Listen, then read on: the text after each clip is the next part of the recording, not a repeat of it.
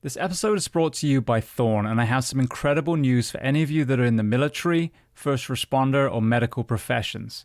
In an effort to give back, Thorn is now offering you an ongoing 25% off each and every one of your purchases of their incredible nutritional solutions. Now, Thorn is the official supplement of CrossFit, the UFC, the Mayo Clinic, the Human Performance Project, and multiple special operations organizations. I myself have used them for several years, and that is why I brought them on as a sponsor. Some of my favorite products they have are their Multivitamin Elite, their Whey Protein, the Super EPA, and then most recently, Cinequil. As a firefighter, a stuntman, and a martial artist, I've had my share of brain trauma and sleep deprivation, and Cinequil is their latest brain health supplement. Now, to qualify for the 35% off, go to thorn.com, thorne.com. Click on sign in and then create a new account. You will see the opportunity to register as a first responder or member of military. When you click on that, it will take you through verification with GovX. You'll simply choose a profession, provide one piece of documentation, and then you are verified for life. From that point onwards, you will continue to receive 35% off through Thorn. Now, for those of you who don't qualify, there is still the 10% off using the code BTS10, Behind the Shield 10, for a one-time purchase. Now, to learn more about Thorn, go to episode 323 of the Behind the Shield podcast with Joel Totoro and Wes Barnett. Welcome to the Behind the Shield podcast. As always, my name's James Gearing, and this week it is my absolute honor to welcome on the show former law enforcement officer and member of the 343 Fund team, Aaron Souzzo. Now, in my opinion, some of the most powerful voices when it comes to the use of psychedelics with mental health are our men and women in law enforcement. When the same professionals that were told to enforce the war on drugs found healing in these prohibited plant medicines themselves. So we discuss a host of topics, from his journey into law enforcement, working in SWAT, his own powerful mental health story, the incredible post-traumatic growth he experienced, working with the 343 Fund, and so much more. Now, before we get to this incredible conversation, as I say every week, please just take a moment. Go to whichever app you listen to this on, subscribe to the show, leave feedback, and leave a rating. Every single 5-star rating truly does elevate this podcast, therefore making it easier for others to find. And this is a free library of well over 1,100 episodes now. So all I ask in return is that you help share these incredible men and women's stories so I can get them to every single person on planet Earth who needs to hear them. So with that being said, I introduce to you Aaron Souzzo. Enjoy.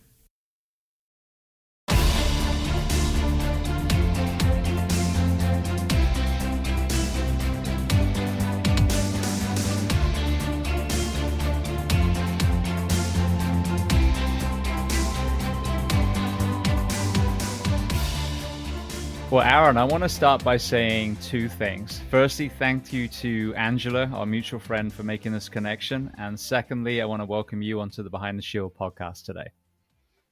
Well, I thank you, James, for creating the time for having me on here. And as you know, Angela has definitely created a pathway for a lot of individuals right now to do a lot of great things. And that's what we're doing here at 343. Recently, I was handed the keys to be the executive director of 343 Fund. So I am stepping into the fire here. And she pointed out that she had a great podcast with you and you do a lot of great things. I did a little bit of research on you, and then I see we're kind of on the same page here. So love what you're doing and appreciate you a lot. Absolutely. Well, likewise. So very first question then, where on planet Earth are we finding you today? So I'm in West Palm Beach, Florida right now. I'll give you the quick background of where life has tracked me through. I was born in New York, lived in Jersey, went to college, high school, all that fun stuff out there. And then was a police officer in California. Yes, I know it's a total different change of pace from the East Coast to the West Coast. And we get into that story, how I got out there, but it's like when God has a path for you, he has a path for you. You know, you can't fight it. So it ended, I was out there, and then I retired in 2021 and moved to West Palm Beach, Florida. And now I'm retired and living in sunny Florida. A little humid, but we're working with it. Yeah, I'm about 4 hours north of you, and it is, Right. as they say, hot as balls in the state at the moment. Yeah, very much so. Very much so. You shower, you come outside, you have to shower again. Exactly. Well, let's start back in New York then. So whereabouts in New York did you grow up? And then talk to me about kind of the childhood experience. All right. So I was born in Valley Stream, New York, which is in Long Island. I actually moved to St. Thomas for a short period of time, the Virgin Islands. My mom is from there. Lived out there with my grandmother. Great time. I have great childhood memories with that. And then came back, moved to Staten Island, New York, with my mom and my stepfather. So when I say my father, my stepfather was my father. He raised me from when I was little. I have 4 brothers.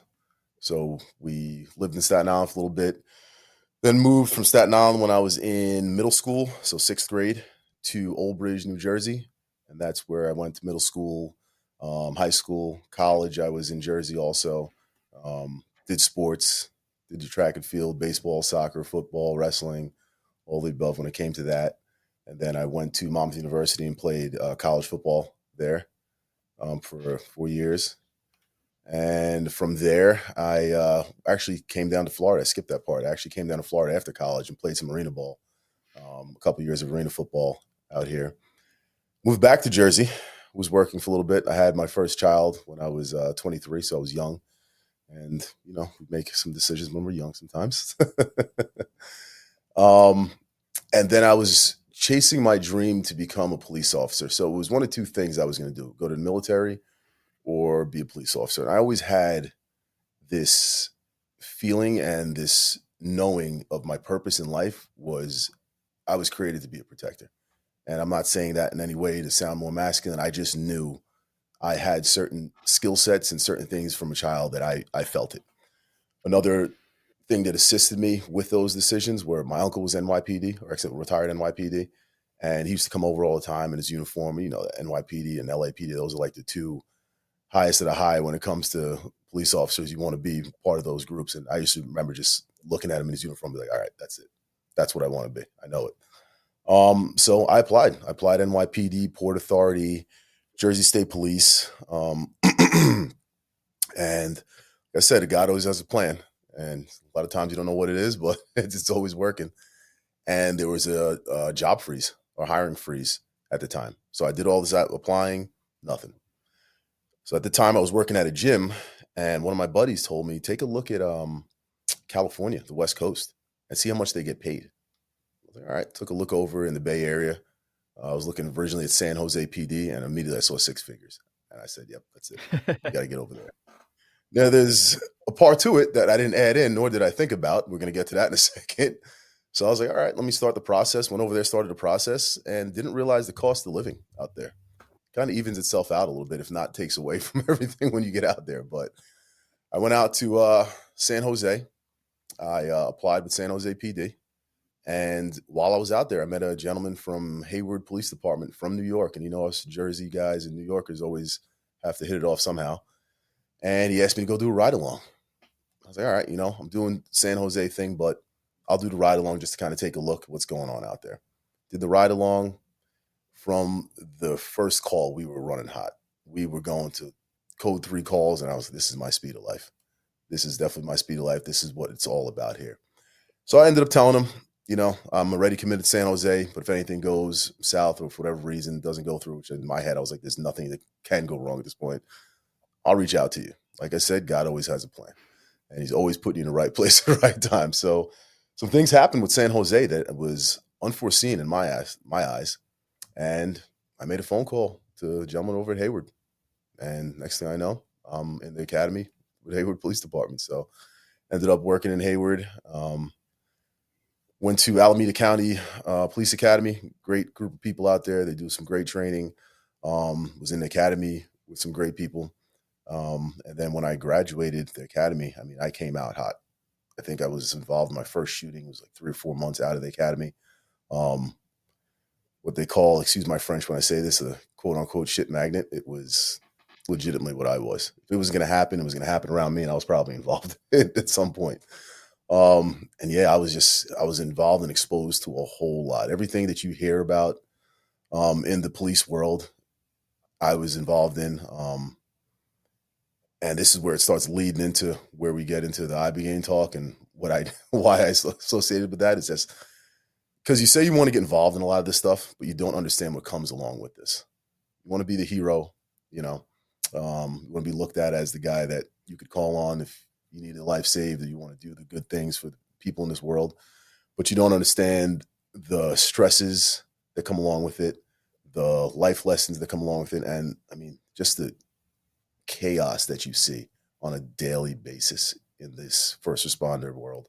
It is insane. I didn't come from a very naive mindset when I grew up, but when you get that bubble gets popped and you see what's going on in this world, it's just like, holy, like, what is this? And then how do you deal with it? We don't get taught how to deal with this stuff. We get taught to compartmentalize it, lock it away, or you go drink, find a new habit, go do some drugs, whatever it may be, womanize it. I mean, pick your poison, what it's going to be. And that's kind of how, especially like old school guys that have done this job, and even around my time and even to this time, we're tough guys. We're type A personalities, we're alphas. We don't talk about feelings. You don't cry. You know, we don't do these type of things. And I bought into it, 100% bought into it. You know, coming from an athletic background, don't show emotion, don't show feeling. You don't have time for that. Turn the switch on, turn it off. That's it. And I didn't realize what it was doing to me at all. So I use this analogy. I forgot who I got it from, but a life like that, and it's not even just first responders, but we'll talk in the first responder world. It's like every time you deal with a trauma, and a trauma could be a fight, foot pursuit, whatever it may be, you see a death, you take a pebble and you put in a backpack. You know, that's a trauma. We keep doing that. You know, a little pebble, nothing. I'm strong enough. I could hold that pebble. You know, we get to 10 pebbles. I'm still holding strong. We get to 100 pebbles. Okay, I'm feeling a little bit, not too bad. But now this little stone that we were throwing in that backpack, compartmentalizing, we're at 1,000 of these. It's getting heavy now. Now I'm starting to feel this little stone is not a little stone anymore. It's this big weight on my back now, you know? And that's what kind of was going on when it came to what I was doing. I was on a SWAT team. I did work with the gang unit. Was exposed to everything out there. And I got into my third shooting and wild week. Third shooting, my partner committed suicide, and then another situation happened that I'm not going to talk about on here, but all within that time period. And then something inside of me was like, that's it. Like, you got to stop here.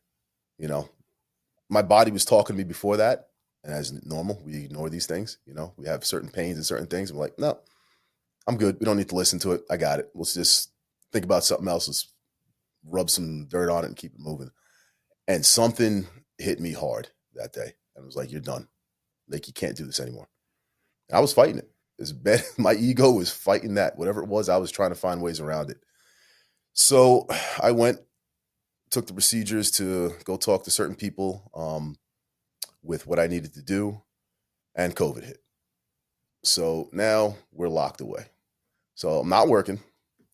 I feel like I have no purpose in what I'm doing, because I was literally sitting in an apartment by myself and my 2 dogs. That's what I was doing that whole time. And then it got to the point where there was such chaos going on out there that I felt like I needed to be involved. I wasn't doing what I was made to do. So now I'm having this inner battle with myself, by myself, in this dark corner. And I still don't know I'm going through depression. I'm going through things that I have no clue that's happening.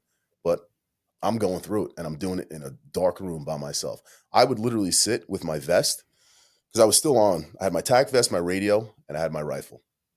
And I would listen to the radio and chase the radio and hope that something would happen where I was at, just so I could get involved in things. That's what it got to. So I did a year of that. I was out of work for a year doing nothing, just sitting there, just sitting in my own sorrows and talking to my own demons. And still not knowing where I'm going, what's happening. So we get fast forward, retirement happens to 2021. I moved to Florida. I get in a relationship, end up having 2 kids, getting engaged. Didn't realize I was not in a mindset for any of that. I thought that was the answer to everything. that would make things feel better, mull it over. I wasn't a big drinker. I didn't do drugs or anything like that. So my thing was, I guess I was searching for a feeling is what I needed. I didn't know what it was, but I knew I had to feel something. So I think that's what kind of drove me that way. And then things didn't work out. Broke up the engagement, had my 2 kids, everything like that. So all of that, plus everything I was still going through, that was still just building up. And I didn't realize how much this thing has overflowed at this point. So some things started happening. I started getting like weird. I never was sick in my life with anything. Always been healthy, 100%, nothing. I had weird things going on in my body out of nowhere. Some blood sugar issues, some sleep. Like I could sleep you could put me under a table. And I used to be able to sleep, and I'd be knocked out for 10 hours under the table on a hard wooden floor. I couldn't sleep for anything. I was not dreaming, but I just could not my mind was just constantly going. And then fast forward, a couple of things. I got involved in the firearms industry, which plays into what's happening here. I met a couple of people. Again, God always has a plan. There was a couple of individuals I met that I had no business talking to, nor would I think that I'd meet these people, but they play into what happened here. One day, I'm sitting in the kitchen with my kids, 2 youngest kids, and I was washing dishes. I love my kids to death. I'm an affectionate type of individual with my kids. I'm hugging, kissing, all that. And my smallest one, he was like 1.5 years, and he's doing what a kid does. He's like hanging on my leg, playing on my leg and things like that. And out of nowhere, I got this shock up my body. It went from right where he was touching my leg, and I just had this hypersensitive, overstimulated feeling. And I literally felt it crawl up my body and hit my head. And it was like a bomb went off in my head. And I didn't say it, but I thought it. And that's where I was like, there's something wrong here. I was like, get the hell off of me. I thought in my head, I was like, why did I just do that? And I couldn't figure it out for the life of me. But again, type A personality alpha, it happened. Let's brush it off. Maybe we're just having a lack of sleep. I'm giving myself every excuse under the sun of what's going on here. So, but that was like the big check marker in my head at that point. I was like, something's up, can't figure it out, but something's going on here. So the final stint was, I'm driving with my kids, had all my kids in the car, had my oldest daughter sitting in the front seat, 2 boys are in the back seat. I'm driving out here in Florida, and there was a spider in the car by my daughter. So she's doing the little girl thing, like going crazy. There's a spider in here. And I'm like, calm down, give her water bottles. Like, when I stop at this light, open up the door and just hit the spider out of the car, and we'll be done with this. So she does that. And when she hits the spider, the bottle kind of falls out of her hand. And she goes to get out in the middle of the street. I was like, no. I was like, leave that where it is. You're not getting out in the middle of the street. Like, just be smart about this. Close the door, whatever. So I close the door, and I'm fairly situationally aware still. I'm still extremely hypersensitive to everything going on around me. So out of nowhere, I could see my peripheral, somebody's coming up to my car, and I see him come up fast in the middle of the street. So I was like, that's not good, whatever it is. So I kind of turn around, and there's a guy just charging towards the car. He bends down, he picks up the bottle, and just slams it against my daughter's window. And James, I know a lot of people are protective over their kids, and everybody probably get angry at this point in time. But I went from A, which is, okay, something happened, B, C, D, figure out what it was. What are we going to deal with? I went from A to Z. I skipped B, C, D, all the above. And Z was, this guy has to stop doing it. He'll never do that again. I'll just put it in the nicest terms ever. And I went and I did something after that. Didn't harm the guy, but put my kids in a situation that I would never, ever in my life do. I've talked to people about doing this stuff, and I did it. And when I tell you, and even to this day, it gets me emotional because I did this.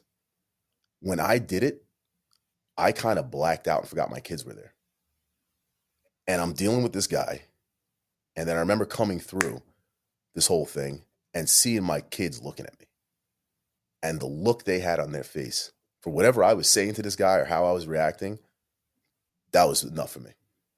They had a look of disbelief on their face that I was like, I never wanted my kids to have to see that or hear that or know that there's a side to me like that. And I did that. And I didn't have control at that point in time. And that's when I realized something is bad going on up there. Whatever it is, I have no control over it right now. So to rewind a little bit, I was fortunate to meet some individuals, some tier 1 guys. And we just started talking one day, like we were buddies. And they told me about Ibogaine and what they did down in Tijuana. And I've never done a drug in my life. So the first conversation we had, I was like, you guys are crazy. If you think I'm going down to go do psychedelics, you're nuts. If you think that's going to happen, appreciate everything you guys are telling me. But yeah, this conversation, there's no need to have it, man. I'm good. So that happened like earlier in the year. Then we met up again. And he kept the door open for me. And he was like, yeah, anytime you want to talk about it, just reach out to me. Kept the door open for me. And then we talked about it again. And we got a little bit deeper into conversation. It was 2 individuals that we talked about. Got deeper into conversation. And this was after the first incident. I kind of told them what was going on. We had a deeper conversation, opened the door again. And I think it was more my ego and fear of the unknown, honestly. Of like, I'm thinking of all the things you hear of bad trips and I'm going to like die going through this whole process. Like they're not gonna be able to control me. I'm just going to go completely off the edge on this. And I was like, you know what? Cool. I'll take the number. I'll do a little research on it. The day that this happened, that last incident, I literally, as soon as I got home, sent a text message and made a phone call. And this is where I say God always has a plan and he has it lined up for you. And he's got it. This thing is written out way before you could even think about it happening. So made the phone call. And then I started making excuses for myself. I was like, you know what? I made that phone call. I shouldn't have done that. Now I've got to commit to this. I got to find a way out of this. So I was like, you know what? It's an expensive treatment. I can't afford this. Certain individual had a foundation. He's like, we got you. They cut a check for me right there. I was like, damn it. I'm in the corner now. Was that through vets that you went through? That was through the Danny Dietz Foundation. Okay. So the individual was DJ Shipley and Cole Falkler of GBRS Group and Patsy. Those are the individuals that helped me out. Gotcha. And again, in my life, I never thought I'd be sitting down having a conversation with these people at all. And even to this day, I speak with them, you know. So I was like, damn. I was like, I've committed to this and there's no way out of this, but I got to find a way out. So I'm a problem solver. I can figure this out. I was like, you know what? It's probably a year out before I can even get into this. This happened the first week of September, I believe it was. So DJ's like, call Trevor Den and Ambio and get scheduled. So I'm hearing it's going to be a year and a half probably. I called Trevor and I BS you not. He's like, we have an opening in 3 weeks. I was like, damn it. I was like, what is going on right now? God has a plan. So I was like, you know what? It literally, it's like, there's no coincidences in this world. There's none. So I was like, all right, I got my kids. There's no way I could give a week up to go do this. I was like, I've got my kids. Their mom had a vacation planned with them. You know what week that was? The same week. Months. Same week. I was like, fuck. This is not, I'm not helping out here. Then I was like, you know what? I got to fly out to San Diego.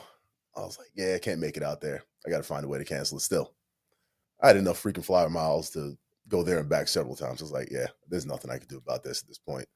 So I even waited till like the last 2 days to book my flight, still trying to find a way to back out of this. And there was nothing I could find a way out of it. So that was the first part of the coincidence when we got out there. So it played out, went out to San Diego. Then I'm like, all right, this is just a shady scenario. Driving across the border to Tijuana. I don't have my gun on me. I've got nothing. I'm like, this is, they make movies about this stuff. And that wasn't the case, man. I got there and there was this feeling of calmness, like just utter safety and calmness that like nothing is going to happen to you. Like you're good. You're meant to be here and you need to do this. You're going to be good.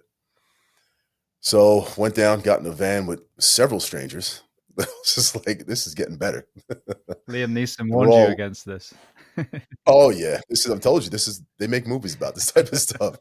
So I'm sitting in the van and then obviously we're all a bunch of type A personality guys, ex-soft guys and a bunch of different guys in that car. And then I know we're all sizing each other up. We're figuring out, all right, if something goes wrong, who do we have to take out first? Like who's going to survive what? And it was just a weird comfort around each other. I don't know. Do you want to go into the whole process now? Or do you want to talk more about we'll go back and I've got loads of things to ask, but let's keep it flowing and then we can go back after. Okay. So we get into Mexico, pull up to this house, and I'm just like, Jesus. Like, I There's no way I could be involved in coming out here. All the things I've talked about in life. But again, there was this weird sense of calmness when I got out there. Get into the house, and when I tell you, they take care of you in every manner, so you do not have to worry about a thing except for your treatment and getting better. I'm talking about, I put my bag down and I turned around and my bag was gone, because obviously I have some things I have to do with making sure you don't bring any drugs, anything, alcohol, anything like that in there. But then folding up your clothes, putting them away. Like, it got to the point where I started getting a little nervous. I'm like, why are you guys in my bag? Where are my clothes? Doing your laundry. Best food you will ever get down there. Best food. And I'm sure everybody tells you the same thing. The chefs, the staff, you're monitored by doctors 24/7. You've got some of the best healthcare professionals there taking care of you. Like, there's literally no worry you have but to focus on yourself down there. Therapists, everybody. I mean, I applaud everybody in that aspect of things. So we do that. We kind of do a powwow, and I'll kind of fast forward through some of this. I could talk about this for hours. Do your initial powwow. First day is your sauna itakama, which was an amazing thing, because I've done saunas, but that is a whole different level of what you're doing. And at first, especially due to the fact I had no expectations going down there, I didn't know what to expect, which was a good thing for me, honestly, because I was just like, just go with the flow. And that is one thing I will applaud DJ and Cole for. They literally told me, like, we're not telling you about what's going to happen down there because you need to experience it on your own. But there was one thing DJ said. He's like, when you do the 5-MEO, your ego is going to fight. You got to kill it. That's all he said. And I was like, all right, whatever that means. But yeah, we'll deal with that. So get through the calm aspect of things. Sauna is intense, but you feel great after you do it. I will tell anybody who goes to do it, try to push through it. It sucks a little bit, but there's a reason that they do it that way. And then applaud the lady that was in there with us, because she's an absolute beast. We're in there and literally our drawers and nothing, just dying on the floor. She's in like a full dress from head to toe, just hanging out. So that was an amazing thing there. You got your fluids, IVs. We did all that. Dinner was great. And then day 2 is when you do the ibogaine. You want to talk about ibogaine a little bit, or you just want to go through the flow of things? No, for people listening, just kind of underline what it is. So ibogaine, it actually comes from the root of a plant out in Gabon, Africa, and it's a psychedelic. And the story that I got behind it was that one day there was a hunter that was hunting. I don't know what it was exactly, and I guess his arrow penetrated the animal and a root. And then when he pulled the arrow back out, it got into the animal, and then he was eating the meat. And then I guess went on a crazy psychedelic journey, and that's how they found out what this root does. And it does a whole lot more. Like, guys and girls that are listening, like, I can explain to you what it does, and you won't understand until you actually sit down and see what it does for you. But it assists with individuals that are addicted to SSRIs, alcoholism, PTSD. There's been Stanford studies with TBI that apparently TBI is not curable, but there has been cases that people are fully cured from this. I've seen guys, myself personally, alcoholism, SSRIs in 24 hours, done. Cold turkey, finished. Don't even want to taste anything. And anybody that's seen anybody addicted knows that that is not the case 99% of the time without any assistance. And also, just to say this, it is not a one thing that cures all, and it's not like a one-all fix-all and you're done after one. There is work that is involved with this integration beginning, during, and after, which we'll talk about that later. But and that's kind of what 343 assists with. But moving forward in my journey, so ibogaine day comes. We're working on some breath work, which was huge for me because I didn't really understand breath work either, which is also part of the integration that we do here at 343. And then ibogaine night. So we did something with our intentions, kind of write down everything you want out of this. My big thing was patience. I wanted to see my father. I knew that was a big part of why, because my father passed away. I'm sorry, I didn't put that part out there. And I knew that was a big part of my anger. I didn't get to say goodbye to him before he passed. And that hurt. So dealing with that, and then I just turned that into a whole lot of anger, of emotion that I had. So wrote all that down, want to see my kids, father, needed to know why I was there. What's my purpose here? Since now I'm not a police officer, I didn't know what my purpose was. I was having a hard time figuring that out. And then patience was a big thing. Like I need patience, like I need help with that. So the way it's administered is, I believe it's 3 pills. So first pill you take, wait an hour, they administer another one, and then the last one is your flood dose that kind of gets the party started, if you will. Take it with a spoonful of honey because this stuff does not taste great. And then they tell you when you lay down, you'll know it's working when you're going to hear like a staticky sound in your ear. And at this point, I'm still in my brain. I'm like, yeah, whatever. This stuff is not like, it's not going to work. There's no way this stuff is going to work. I was like, whatever, let's go with it. So I've heard a couple people told me there's a mirror in front of you, sit there and you're laying in a bed. And they say like a lot of times if you look in the mirror, sit down and kind of listen to the music because they've got Bawiti tribe music playing, that you'll see things happening. So took my last pill, sitting there, nothing. Looking in the mirror, nothing. It's like, all right, whatever. So they give you a blindfold, and I could tell you for a fact this thing is a full blindfold. You can't see through it, can't see light through it, can't see around it. And that's for the story I'm about to tell you.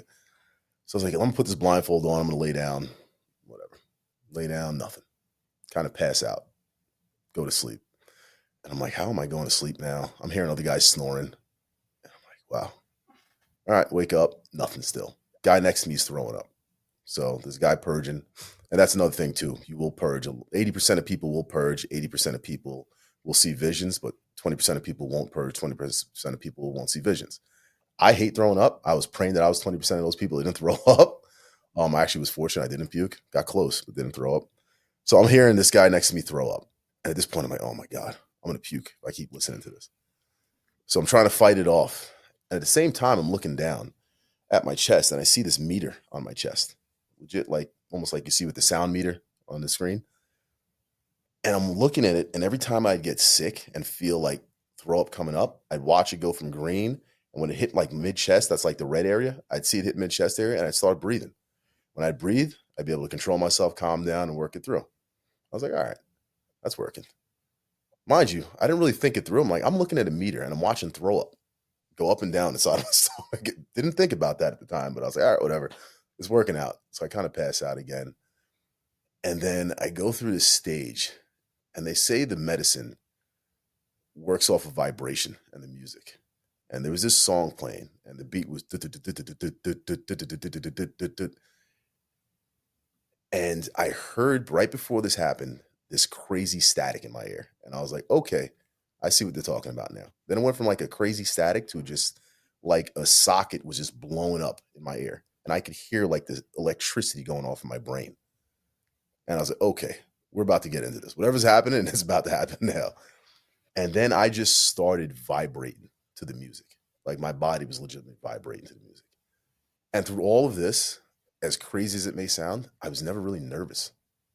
Like there was never a sense of like, I'm panicking right now. I was almost like, God has this and it's all going to work. Whatever is happening, it's God's, it's going to work out. So I'm going through this whole shaking period on the bed and I'm kind of like looking around. Like, is anybody seeing this right now? Like, is this bad? What's happening or what? Nobody's moving. I'm seeing everybody. Everybody's kind of in their own world doing their thing. So, okay. So I kind of pass back out, wake up again, and I'm still doing the vibrating thing off the bed. And then I kind of just stops. It was almost like I went into this new world. It was kind of like somebody's like shaking you to wake up. And I woke up and then it was done. And I could even feel like I was in a different place. So at that point, I won't lie to you. I was like, you know what? This is getting a little wild right now. I'm ready to leave. So I went to sit up and leave. So as I went to sit up and leave, I felt this hand in my chest. Nobody's around me. I felt the hand in my chest. And I'm not a small individual. I'm not a weak individual. If I want to get up, I'm getting up. And I couldn't move. Legit. I sat halfway up and I couldn't budge. And I was like, whoa, that's the strongest thing I've ever felt in my life. And I looked and there was this green outline of this human being. And on their face, it was like this eagle head that I saw. And I was like, what is that? It was like this aura around him. And that's what was putting his hand in my chest. And literally told me, no, you're not going anywhere. You need to do this. And I laid back down. I was like, I'm clearly not moving, so I'm going to lay back down. And then literally told me, don't talk, listen. And I felt my mouth It felt like my tongue weighed 1,000 pounds. I literally felt my mouth just shut and lock. And I was in it. And then it felt like my body just got strapped down to the bed. I was like, all right, let's do this. Whatever we're going to do, I'm not going anywhere. So let's just take this ride. And I'm going to fast forward through this. There's so much to cover on this, but kind of got into this whole journey beginning. I went through it. I was able to see my kids, which was the first big thing that I saw, and was with my kids throughout this process. And I was extraordinarily happy because part of the issue I had in my life was that I was able to get happy. Like, I'm happy at moments. I got on a SWAT team, I'm happy. I won championships in football, I'm happy. But never that overly ecstatic happy to hear, like when your kids are born. You hear people talk about just that overly ecstatic happiness. I was extremely happy when my kids were born, but I never had that feeling of like that over ecstatic feeling. And I was looking for it. And I was like, it's not here. Like, where is it? Why can't I get this? And I remember going through the journey with them. And I remember feeling it. And I started crying. And I felt myself crying. And I remember saying out loud too, like, I'm so happy right now. I said another term, but I'm not going to say that. I was like, I'm so happy right now. So we're going through everything. And then there was a point where I kind of had to let my kids go somewhere. And I get to this scene. So the way everything was going, it was like movie scenes just going across the screen for me. And it was my life. I was literally going through my life from birth to present moment. And we got to a screen. And I remember seeing, it was a blue screen. And it was a top left corner of the screen that I could not unfocus from. I was just stuck on this corner. And as the screen is like kind of going by, disappearing into the next screen, out of my peripheral, I could see somebody. And you know, when you see somebody, you don't have to even look. You're like, okay, I know that body. I know who that is. This is so-and-so. I'm looking at the corner. I see a peripheral of two people. And as I'm watching it disappear, I'm like, wait a minute, that's my dad. So I was like, damn. So I look over and it's him. But the screen is disappearing. So at this point, I'm like, no way. There's no way I came here and he's standing there and he's going to disappear. So I grabbed the screen and I am just ripping this thing back. With everything I have, I'm pulling the screen back. And it was like the medicine knew I needed this. It let me pull it back and stick it, and it kind of stopped for a second. So it was my dad and my grandfather, because my grandfather, his father had passed away, and they were very close to me. And I got to talk to him. Legit, got to say everything I wanted to. This moment gets me emotional thinking about it. Talk to him, say goodbye, say everything I needed to say. And I remember feeling like that heaviness just lift off me, like it just disappeared. And I was like, I'm good. I'm good. We did what we had to do finally. And said my goodbyes and he went about his way, you know? And I remember saying it again, like, I'm happy. And go through the whole process. There's a bunch of other things happened. Some things I had to forgive some people. I was able to do that. Saw a couple scenes in life that I had to deal with. Was able to deal with that. Remember I told you I asked for patience? There were several times in this journey where things just stopped. Like, things weren't, whatever was prepping, whatever was had to be done, and I'd get frustrated. And I could feel myself getting frustrated. Every single time. I remember the first time it popped up, a box popped up in front of me. Black box and the word patience. Every single time I get frustrated. It would pop up, hard stop, anything was going on, would stop mid-scene, the word patience would pop up, and as soon as I calmed down, it would take down, and then we'd keep going. Several times that happened. I was like, okay, I get it now. I see what you're doing, and I'm learning a lesson here. So we go through the whole process, which is, again, the journey could last, 12 hours, 18 hours. Some people, they run through it for a day and a half, depending on the individual themselves. Mine, I think, was around about, because you have no concept of real time where you're at when you're in there.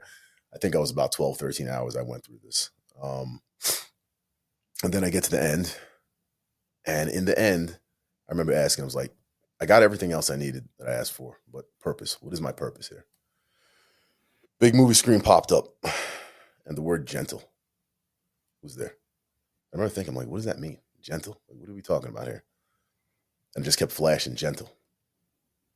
And I remember hearing, be gentle. I was, all right. It was like, be gentle to yourself. I was, okay, this makes more sense now. And then, ironically, I'll say this, my kid's mom at the time, she's Hispanic, and she used to always tell me, like, you're extremely masculine, like you're extremely like hardcore, like even like nothing in a physical way, just like you walk around like hard all the time, like you look angry all the time. You need to be more gentle.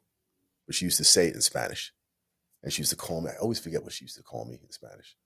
Not Barbosa, bruto in Spanish. Like you're a brute, you're a barbarian, the way you walk. And I remember seeing that. And I was like, you got to be kidding me. I was like, you're telling me this whole time she's been telling me this? And this is the word. Even my trip, I can't get away from this. So I remember seeing it, and I was like, okay, I got it. I was like, I see what you're saying here. We forget to be gentle. Like even like when we were kids, we just are so hard on ourselves all the time about things. And it just creates so much that we go through life with it, and just our traumas that we deal with. People think that you have to be this hardcore, either cop or vet that's been through some insane combat to say you have trauma. That's not the case. We all have trauma. Every person on this planet has trauma. And majority of the time, I would say probably 100% of the time, it's not because of what we did. It's not because of what I was doing as a cop. That's not the trauma that I was dealing with. I didn't see any of that stuff. I was concerned and scared that I was going to have to sit there and relive that stuff out. Traumas, most of the time when we're kids, and it could be sexual abuse, it could be beaten, it could be somebody stole your toy. That's a trauma. That's the part that we don't take in consideration, is that we try to compare our traumas, and we'll say like, James, your trauma was, like I said, scenario, your toy got taken away, but I was beat as a kid. You don't have trauma. No, your perspective is that toy getting taken away was a life changer for you, and that's where we don't see that and understand that everything that happened up to this point, it has created who you are. I'm a cop because of something that happened when I was a kid. That's why I became a cop. That's why I decided to play football. That's why I needed to be involved the way I was. You're doing what you're doing because of X, Y, and Z, whatever it may be, So that kind of led me to where I was at. And then after the IB gain, go through your grade day, there's some other stuff that happened, but I'm going to fast forward to the 5-MEO because that was the most prolific experience I've ever had in my entire life. So the 5-MEO, I go, I was administered it. You're administered through a pipe, and I was like, ironically, I'm smoking out of what looks like a crack pipe, and I was ex-cop. I was thinking the irony of this. And the experience, I was understanding that it was going to be either extremely euphoric or you're going to deal with some stuff. And I dealt with some stuff, and I needed to.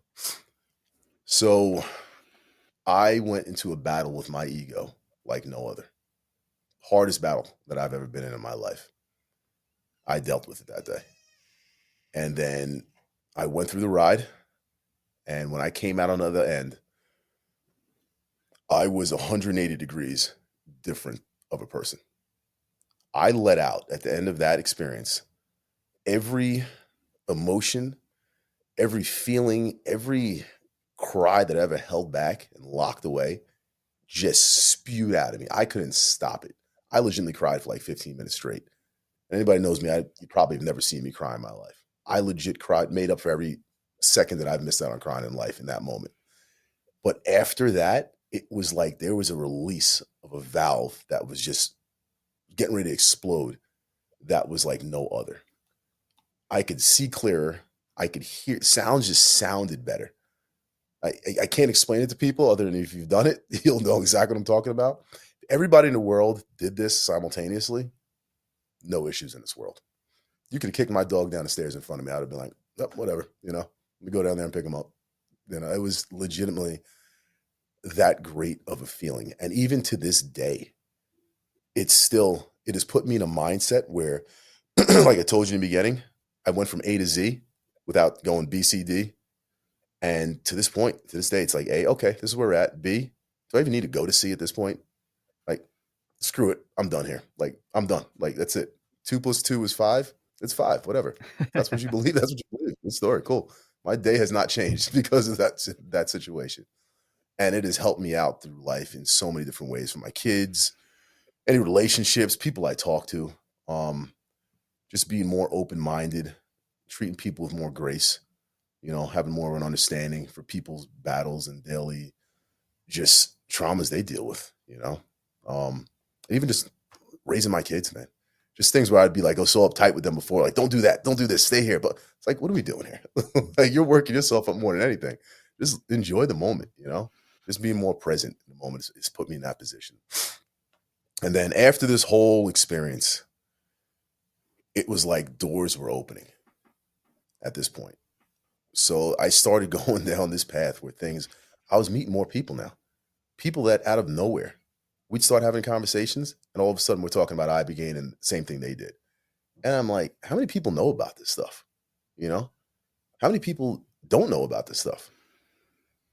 And then I went down to Mexico again. We filmed a documentary out there, and I was with a couple of guys, and an Instagram post popped up because I was thinking, like, purpose, like, what am I doing here still? I got this stuff. I'm better, but how do we share this? Like, I'm a walking poster board at this point. I'll tell everybody this story. I don't care what you think about me. I will tell you the story. Everybody should do this at least once, I feel.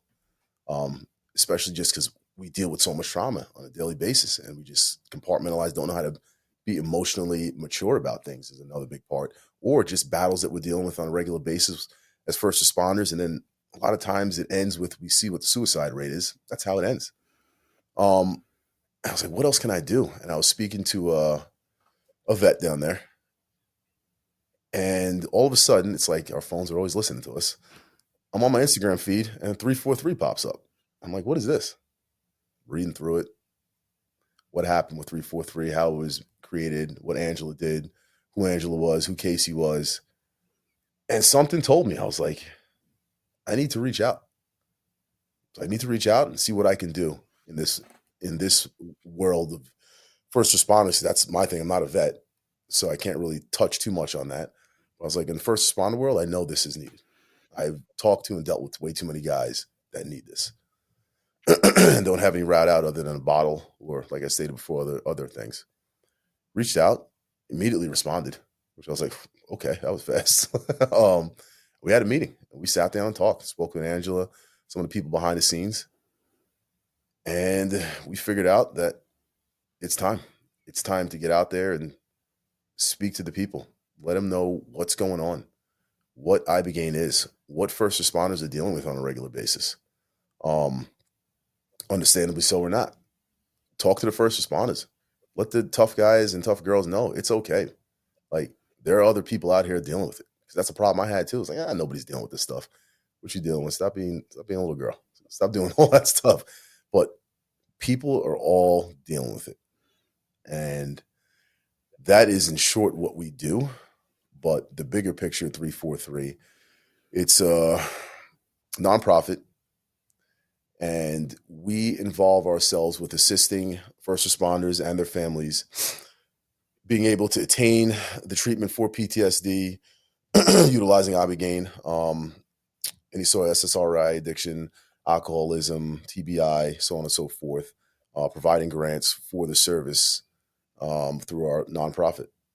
And the big part of this, and I didn't understand what integration was when I did this, because like I told you before, I was just sped through the process, and it was meant for me to do it that way, because if I had to do integration, it would have gave you so many routes out of this.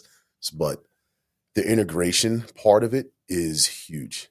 And if people don't understand what the integration is, it is the aspect that we provide, and I'll even raise this workbook up here. They created a workbook that has some great, can't see if I get on the camera, some great aspects of things, and explain what ibogaine is, breath work, different coaches that are involved for your pre-journey, post-journey, and then just the work after the whole process. That is constant. It is constant. It's not a stop, like I said, a one-all fix type of scenario.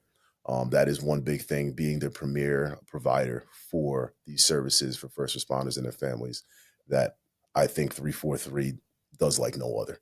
And the care and the time that people don't see, that this whole organization, Angela is a rock star. I mean, you've talked to her.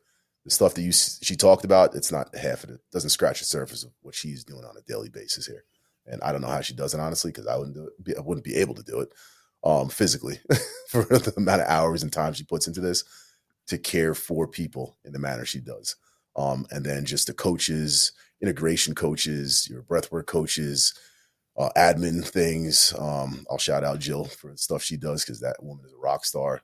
I don't know how she's able to do it, but there are other people behind the scenes that make this thing what it is, and what it needs to continue to do and grow. And as we know, ibogaine is becoming something that is going to come to the United States here soon, and hopefully be a treatment that we'll be able to, as first responders and just regular everyday citizens and civilians, have access to for the necessary needs that we have as human beings, so that is the short of that. So it's kind of the story a little bit there. No, it's amazing though. And I think what makes your voice so powerful, and I've had this with many people. I just had a guy on recently, Russell Jones, who was a Vietnam helicopter pilot, then California police officer, then undercover agent. But he got involved in a lot of the kind of war on drugs side. And again, he ended up coming out saying, look, this is a failed war. We're not doing it right. So when law enforcement talks about this, I think it really puts it front and center, because it's easy for, some guy with long hair and rose-colored glasses and tie-dye clothes to talk about psychedelics. But the people that we have told to enforce the war on drugs and demonize all these drugs, it is the most powerful voice. When you talked about reflecting on, the things that came up in the journeys, and that the actual traumatic calls, air quotes, weren't the main things that you're seeing. It's something that I've heard over and over and over again. Jake Clark from Save a Warrior really opened my eyes to the prevalence of trauma in the uniform professions, in childhood trauma. Mm-hmm. And I think it's important to kind of underline that if addressed, that I truly believe that becomes a strength. That is resilience, is trauma that's been worked through. But so many of us, as you said, bury it down, and our coping mechanism is, well, let me form this coat of armor. I'm going to be a protector. I'm going to be a martial artist, whatever the things are, a soldier, mm-hmm. which is an admirable journey, unless you're doing it to fill a void that's unfillable, and then that becomes an issue. So I know a lot of people that had a parent, both parents kind of leave, and you mentioned your father as your stepfather. There was that that feeling of abandonment. Why wasn't I good enough for my, biological parent, etc. When you reflect back now, what were some of the elements of your upbringing that contributed to the kind of fracture of the foundation initially? Honestly, that part wasn't an issue for me in my life. My father, I didn't know my biological father, and my stepfather, who that's why I call my father, was there for me from the get-go. So that wasn't, I never felt sense of abandonment. He was never somebody that I ever felt like I was less of, or was only part of the family. That is one thing I will say that he never allowed me to feel. And even the fact that I'm Black and he was white, that's where Souzzo comes from. Like, you would figure that somebody would see that mix and then it'd be like totally off the chain and like, I'm not accepting this. It was never the case. So I can't say that had anything to do with it, honestly. As youth, I really don't know how to touch it in the younger ages of things, I guess. Sometimes I was a little problem child. I did some things, I was running around figuring out, learning life lessons the hard way. My mom is a very, we were raised in a militaristic mindset. Tough, great woman. Love the woman. Killed it as a parent. Still killing it as a woman, especially stuff that she's dealt with my father passing away when he did. But I also feel the hardest part for me was I never wanted to let him down. I never really talked. It's funny you bring it. So I never actually talked about this. Now I'm thinking about it. You just touched the top that I've never really talked about. I never really wanted to let him down because he brought me into sports. Like, he was the reason I started playing sports. And honestly, I never really wanted to play sports. I was good at what I did and played college scholarship, college football, everything like that. But I always felt like I never wanted to let him down in particular with things. And then that led into, like I said, the protective mindset of things is like, I've got to make sure he's always good when it comes to protecting him. And then the hardest part was when he was passing away was I couldn't do anything. And they can hit a string on this one. I felt like I let him down because I was his protector and I had to just watch him die. and it sucked doing that. So that was a big part of it too. And then I just turned that into just anger and then just took it out on the football field. I was good. I had a little valve where I could go hurt people on a football field and let it out a little bit. As funny as it's not, that's the way I would do it. But I felt like I let him down there. And then all of a sudden I was told I was kind of given the torch to be the man of the family. I wasn't ready for that. I was young, still figuring things out. I was a knucklehead, stuff I was doing still. And it was just like, I just did not know what to do. And I just honestly, I ran away from it.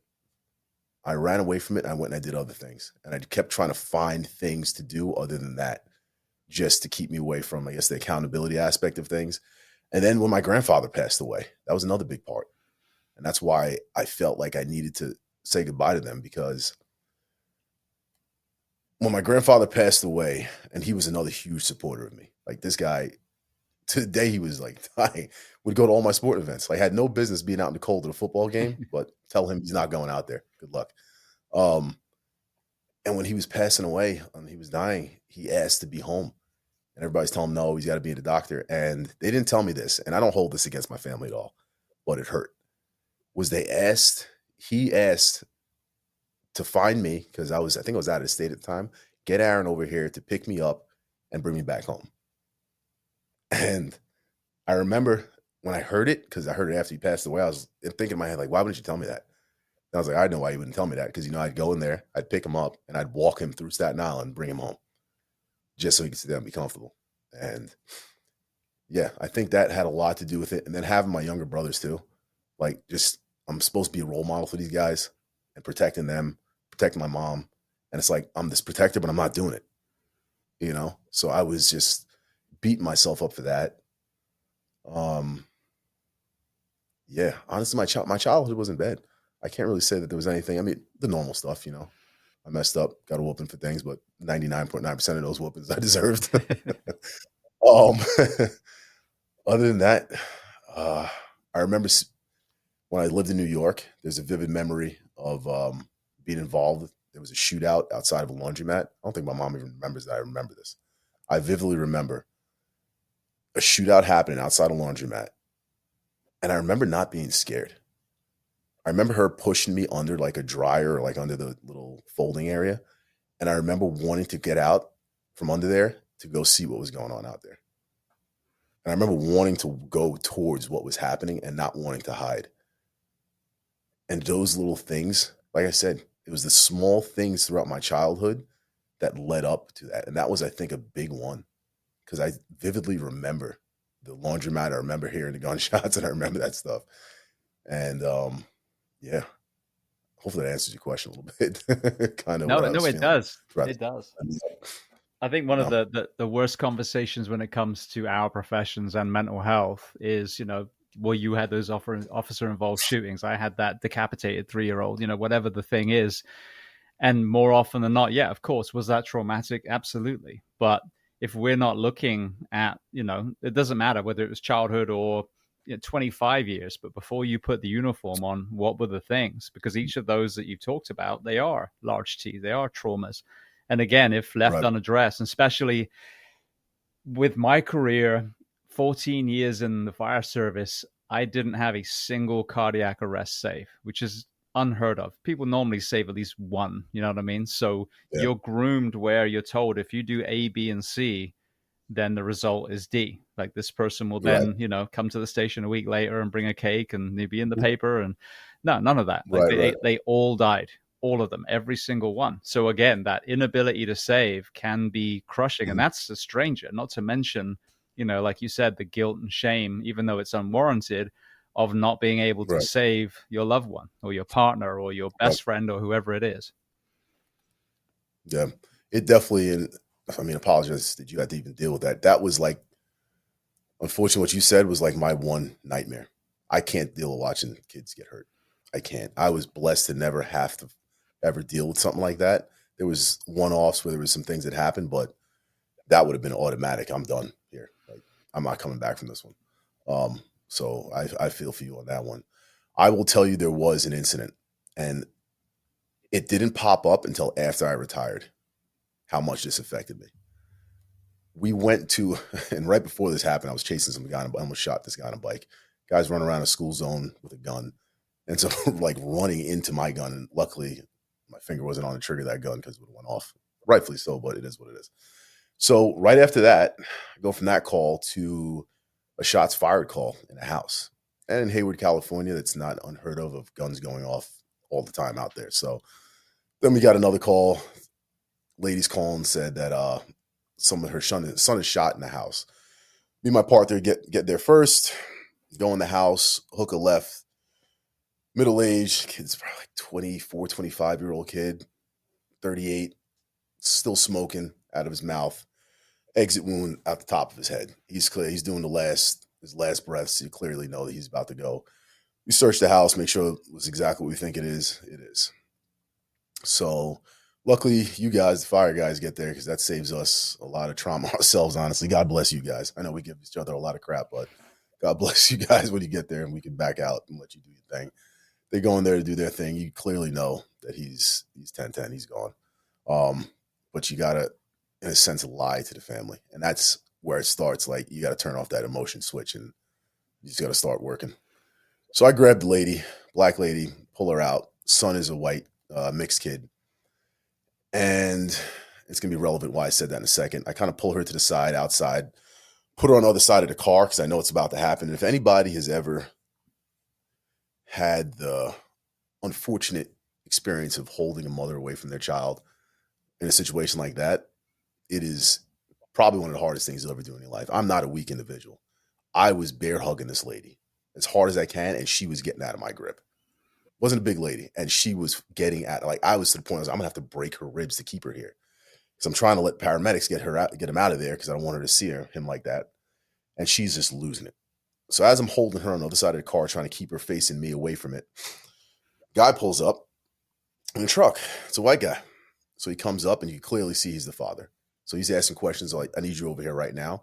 And I told him, I was like, "I need you to look at her, and I need you to just talk to her and deal with her right now. I need to go over there and we need to get him in that because he's fighting right now, but we need to get him out of there."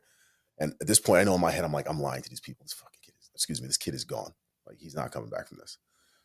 So come to find out, story is he comes home, is about to commit suicide. She works down the street and forgot her lunch that day. Comes home to get her lunch. And just, as timing being what it is, walks in and as he pulls the trigger and watches him off himself. So as I'm putting these two together, the kid is getting rolled out. All of a sudden in my head, I related this lady as my mother and this guy as my father. And the kid on the gurney was my brother. And I was just like, oh, shoot. And I remember thinking to myself, like, get out of this right now. I was like, you need to get it together. And I shut it down immediately like that. Put it away, never thought about it again. And then about a year ago, it popped up. And the whole thing came together for me. And I remember crying too. I was by myself when this came up. And I remember crying. And like, it literally felt like that happened to me. And that was a hard one for me. And even to this day, like, just thinking about and telling that story, it gets me. Those are the traumas similar to like yours with that 3-year-old, man. You can't get rid of it. It stays there. It affects you, and you directly correlate it with like it happened to you. And people don't understand like that feeling, that helplessness. Like you said, 14 times you're supposed to save somebody. You start thinking to yourself, like, what am I, a failure here? Like, what am I doing? I'm supposed to be saving lives, and I haven't done one yet, you know? Or like being in a position to do something. And it's like, I can't do that. You're helpless. I'm supposed to be the superhero here, and I can't do anything for you, buddy. You know? So just to piggyback off that, man, that was one of them for me that sticks with me to this day, was that watching that one happen. And that's a trauma I had to work through. Like, I saw that throughout my journey. That was part of it that I saw. And I had to kind of tell myself, like, no, it's good, man. Like, that wasn't you, you know? But yeah, it's the traumas that first responders deal with and people don't really understand on a civilian basis. It's just like, it is every single day. You've popped a bubble that you can never put back together. You've seen things that you will never unsee. You will never unsee. I don't wish it upon the worst people in this world, some of the stuff that you watch and people do and the evil that you see, the effects it has on you, your family, because it trickles over, you don't know how to deal with their emotion. So now you're angry. So now somebody's got to pay for it. Wife says something that's, I don't know, just doesn't make sense that day. And now you just snap on for no reason. Your kid says something while you're in an angry moment. Now you're going to get it now, and then they don't deserve it. They did absolutely nothing. And then you try to explain it to them. And that's where you go wrong too, because you expect them to understand it and they're not understanding it. So now you get more frustrated than not understanding it. I'm telling you, yeah, I just watched some kid off himself. Oh yeah, that sucks. What do you want to go eat for dinner? It's just like, wait a minute. Like, did you hear what I just said? But you expect people to relate with you on that side of things. And you have no help. And then with first responders, what are we supposed to do? Let's go see our therapist. You know what our therapist is for. So you can sign off and get back to work. That's what it's for, and 99.9%, I'm not talking to you anyway. So let's just do what we got to do. You good? Yeah, I'm good. All right, what do I got to sign? So first responders, just to get off of this part, is we need more outlets and more assistance with this stuff, with the things that you've seen and dealt with. Like, it's amazing that you have this platform to do it. It's amazing what Angela and the team have done with 343 to begin this process. It's amazing that we have found a holistic way to do things other than SSRIs, alcohol, and shoot, let me get a feeling from a woman or a man or whatever, just get a relationship for 5 minutes just to feel something and go right back to my numb ways of life. It is necessary and it is time, because I'm tired of going to funerals. I'm tired of hearing about funerals. I'm tired of hearing people taking their lives without a sign on anywhere that you even saw coming. My partner took his life and I thought this kid was the happiest kid in the world. I was laughing with him 10 hours before he did it. And I'm thinking I have a miserable life. And clearly there was something going on even more that I knew about than I knew about. But yeah, we have to give the guys and girls that, put it out there, the sacrifice of not only their lives, but their families' lives every single day, hour after hour. It's not only when they're on the clock either. So it happens, happening 24/7. So, it's so much.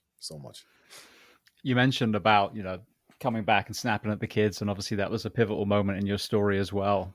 One of the truths that's emerged again from all these stories, all these lived experiences, when you have that perfect storm of all the contributing factors, again, unaddressed childhood trauma, sleep deprivation, organizational betrayal, the things we actually see on the job, the side effects of alcohol, psych meds, et cetera, over and over again, I hear the same thing. That little voice in people's ear is whispering louder and louder saying, you are a burden to your family.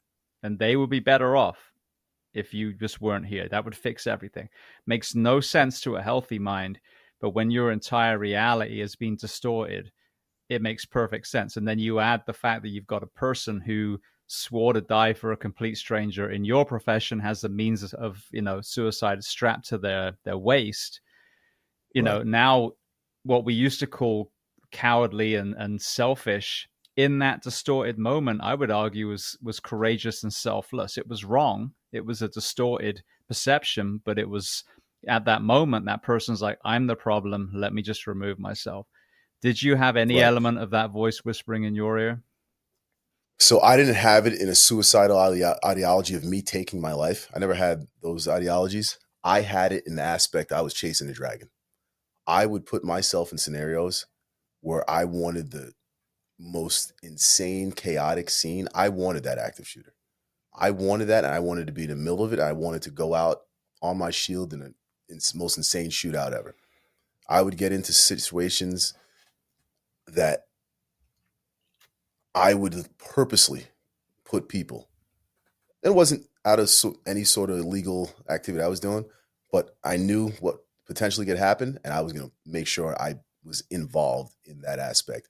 Foot chases, guys with guns, any sort of scenarios that could be the end of things, I would do it. And I would make sure that I was there when it happened. And I knew I was doing it. 100% knew I was doing it. I would set up on people just to make sure that, I'm going to push this as close as I can, or if not as close as I can, let's get right in the middle of this dance right now. Fortunately, there was a bigger purpose to me here because there were several scenarios that it could have happened. It definitely could have happened. And luckily somebody was looking over me, put some wings over on my back several of those times. But yeah, that's the way I was going after it. I was hunting for that. I wanted the Super Bowl. I wanted to play in that game right there. And it's not a good game to play in. I'll tell you, you might win once, twice, but your numbers dwindle down very fast when you're chasing that dragon. And that's literally what it was for me. So in a sense, yes, that was what I was doing. It's interesting. This is probably a couple of years ago now, but they were talking about, I think it was maybe one of the SAS guys, but they were talking about, one of the heroes, the legendary heroes in their, group that they work with. And they said this person would, literally go off running, towards gunfire and, all that kind of thing. And he said people thought that was heroism. But I think they knew the person. They were like, but it wasn't. They were in crisis. They didn't value their life anymore. So a lot of these stories of heroism that we hear, there's probably this exact conversation behind it, because the reality is most people want to go home. Even if you're in war, you still want to go home back to your kids. So what we kind of mistake, I think, sometimes for this just, selfless courage with a clear mind is probably closer to what you're talking about, kind of an abandonment for their own value of life. And then, well, let me go out as a hero then. Right. Yeah. It's like they say, go out on your shield. And you don't think about it in the aspect of a clear mind, because in a clear mind, you would think about it like, if I do this, I'm not going home to my kids. My kids are going to have to sit there and go to a funeral. I'm going to have friends, family, have to do things that they don't want to do, And in a sense, like a lot of times I call suicide selfish in a way, because you don't think about the people that have to be involved with everything. People are going to have to find your body. People are going to have to go through the whole process of talking to your family, and it might trigger traumas that they have, of loss, so on and so forth.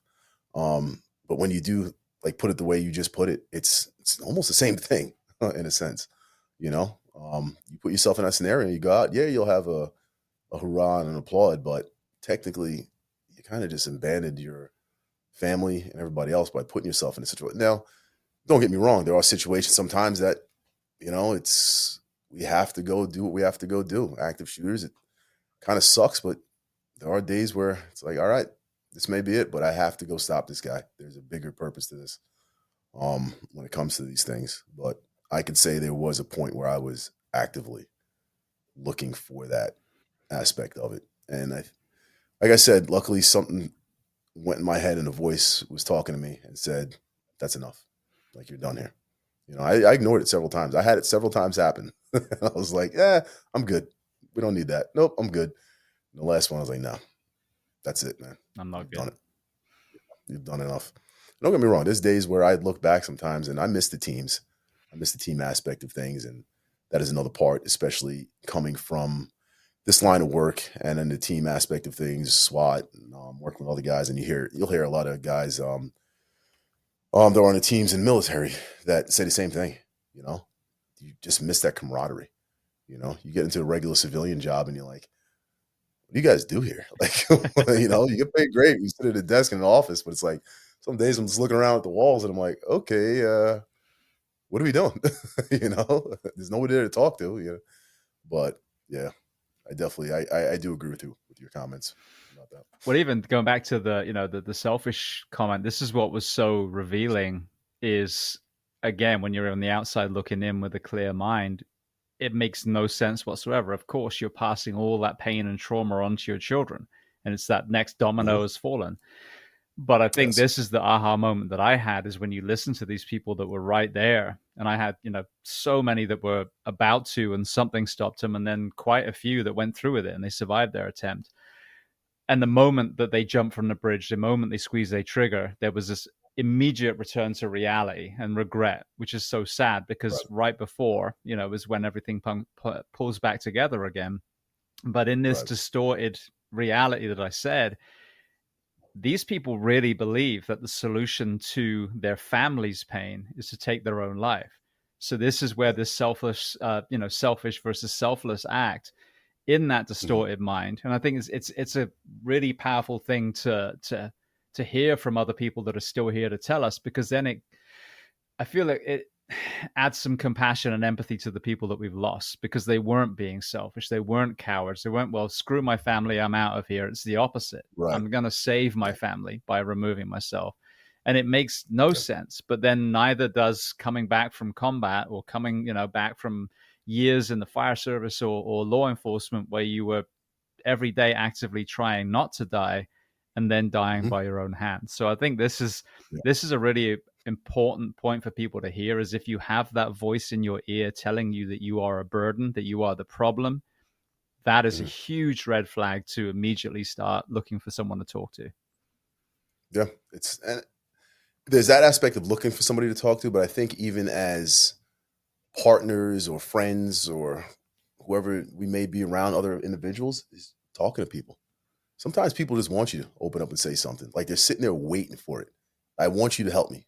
There's so many signs that we ignore so many times that it's just like, oh yeah, he's just being funny today. And that was the scream for help, Yeah. I think we also have to recognize that. Like somebody will make a joke and then it's kind of like, oh, that was an awkward joke, but whatever, that's that person. And that was his or her scream for help right there. And then something happens the next day or a week after, whatever it may be. And then we recognize like, oh shoot, I completely missed that one.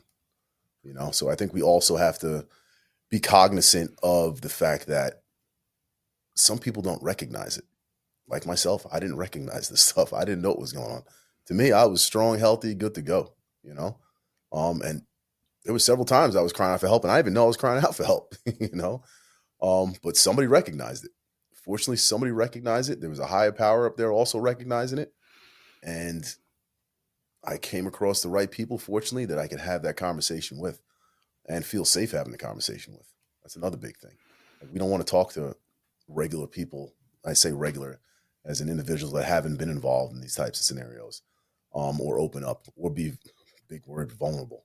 We don't want to be that. We don't. It's not safe. We're all about being safe.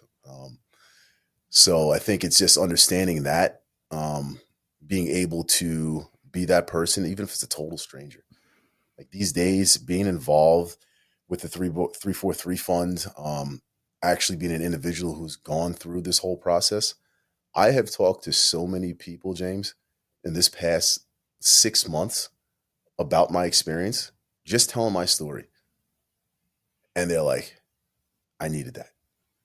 Absolutely. Like, I really needed it. I'm talking about guys that have done some things that I'm like, dude, I'm just happy to be sitting here right now next to you, And then they're like giving a hug afterwards. And it's just like, whoa, I didn't see that one. They're like, you have no idea how much I needed that, So it's just knowing that, recognizing that aspect of things. And then sometimes just sitting there, just shut up and listen. Some people just want to talk, That's another big thing too. We have our egos. We want to tell our stories. We want to tell our war stories and everything we went through. But sometimes let somebody talk to you, man. Let it out. That helps too. So that's a big part of what we were talking about just now. I think is recognizing it and knowing that we are here to assist and help each other throughout this process, and everything we do. So one of the things that's also become very clear is, again, you've got that young man or woman, there's that void. They decide they want to become the protector. They put on the armor. They then slowly realize that they're falling into the identity, and the kind of example I use is the yin and the yang.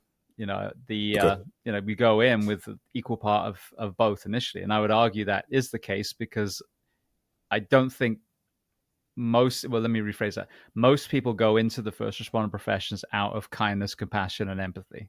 They want to be a protector. They want to make the world better. That's not a selfish trait. So it is very, very compassionate. But then we get in, and then, fast forward a few years of shift work and seeing horrible stuff. Now, all of a sudden, you're a cop. You're a firefighter. It's what I do. It's who I am. And you start to lose I always get these, I've talked about this for so long, I should remember it, but I think it's the yang. So you basically become a white circle anyway. You lose that feminine, gentle side. And this is exactly what you're talking about. Well, I'm not going to talk about it. Rub some dirt in it. Don't be a pussy. McDonald's is hiring, all this bullshit. And we forget to show ourselves the same exact compassion that we show the rest of the community by putting on a uniform when everyone else is sleeping safely in their beds. So then that's even more jarring when you transition out. And now, like you said, you're sitting there during COVID. I'm an operator, and the reality is your identity has been stripped. You've lost your tribe. You've lost your sense of purpose, and everything that you bought into by discarding that compassionate side is now being challenged, kind of like your 5-AMEO journey, your ego. Yes. And so when we can actually acknowledge that we put that soft part back in, that's when you can be vulnerable. And that's what opens the door to everyone else. Because we look around a team room, you look around a fire station, everyone else seems to be doing just fine. You're the one that's struggling. You're the one that's weak. But that's bullshit. They're all wearing a mask too. If you look across in the other, climb inside their brain, you'd see the same thing. But I've realized that by this vulnerability, by this courageous storytelling, opening a conversation by saying, let me tell you about some of the things that I had to work through, some of the struggles I've had, and some of the solutions I've found. I haven't had a person yet that's had anything other than that being received by people saying, actually, I've been going through some stuff myself. So that is courage. That is masculinity, not the RoboCop, Stallone, Schwarzenegger bullshit that we were raised on, but a man that absolutely will run towards gunfire or into a burning building, or a woman if needed. But then after being able to sit down with that child and just talk to them, to stop them crying, you know what I mean? That is who we actually are. And it's the same with this mental health conversation. If you cannot be vulnerable yourself, then that means you're not courageous. It takes courage to be vulnerable. And I think that's the important conversation. And it's scary. It's scary. It's scary as hell, man. And that's the craziest thing about it. We're not scared to run into a building that's burning down or gunshots coming at us. We're good, but as soon as you want to open that door, I'm good. Yeah, no, thank you. There's no need to go in there. And honestly, that was what my 5-MEO was. It was opening that door and walking into that building. It was the scariest thing I ever dealt with in my life, And then you hit the nail on the head with that. It's just, my journey gave it to me. Gentle, be gentle. That's what it was. And then we also made a point just now, was talking to that kid. That kid is that little kid inside of us that, got neglected for whatever reason, that we forgot about. We buried away because we got to be these hard individuals and, we can't have fun, rah, rah, rah, and go get them, I think that's why as first responders, we have such weird sense of humor. That certain text message threads got to get deleted, but that's why I think we're like that. We're fighting it so much, but it's finding its way out, But it is scary as hell to be vulnerable and open up and have those conversations. And all we want is somebody to put that hand out and be like, "Come on, it's okay, dude. Like, we're here. You're not the only one fighting over there. We're all doing the same thing." And it's, again, then you get right back into that sense of tribe, and it's like, okay, this is comfortable here. We're good. When I'm sitting there going through my journey with a bunch of soft guys that have done some wild things in this world, where you sit there with like Marcus Capone or DJ Shipley and like, dude, you guys like the epitome of badasses. And you're telling me you were sitting on the back of a truck about to eat your gun? I thought you had the life, dude. I thought you had it made. And clearly it was a different mindset over there, and just understanding, like, strong guys like that, they have the same thing going on, the same exact thing. And these guys were trained. They have some different types of training to deal with this stuff. And even that can't hold it away, So in our human nature, the way we're created as humans, it's like, you have to let it out. You have to. We could fight all we want. It's going to find its way out. So might as well be in a great manner like this, have these conversations, talk, let people know what you're feeling, talk to your family once it is. And then also integrating the family and getting them involved is another huge part of this whole process. Because we talk about ourselves and getting ourselves better, but they're going through it too. Everything you're doing, they're going through it, So I think that's definitely a huge part with the integration. And again, I'm going to preface 343 and what we're doing there is involving the family, explaining to them what's going on, having integration processes with them, having them understand what we do before, what's going on during, because obviously everybody wants to know what's going on out there in Mexico when we go do what we do, and then coming back. And even the family members going out there to do that. I've had several stories where guys have brought their wives out there, kids, fathers, mothers to get through the same process. Because honestly, the traumas that we have, it started somewhere. So you might as well start digging where it started. Fathers, mothers, things like that, and then having those conversations afterwards and opening up, being vulnerable, explaining things, feelings, so on and so forth. But yeah, I mean, you're hitting the nail on the head with a lot of this stuff. Just reminded me, I had a seal on Zach Ferguson, probably about almost a year ago now. And he had addiction in his family, and he ended up going through, I think it was either Ibogaine or ayahuasca, I forget, and went on this healing journey, and then ended up getting his father, who was drowning in addiction at the time, and got him through the program, just like you said, family member. And now he's been doing incredibly well. So seeing, the state of Texas starting to move forwards, towards legalizing, I mean, it's incredible. And I think this is what's so interesting with this conversation. When I started the podcast, I think it was a year or two into it, my mum, who'd moved to Portugal years before, had said, did you know what they were doing as far as addiction in Portugal? And I was like, no, I have no idea. So very long story short, they went from the American model, the war on drugs, arrest them all. And they were like, look, this isn't working. And they had a really bad addiction problem in the country after one of the Portuguese colonies was at war and a lot of their soldiers were over there fighting. And so they're a very democratic nation, like truly democratic, like their vote actually matters. Right.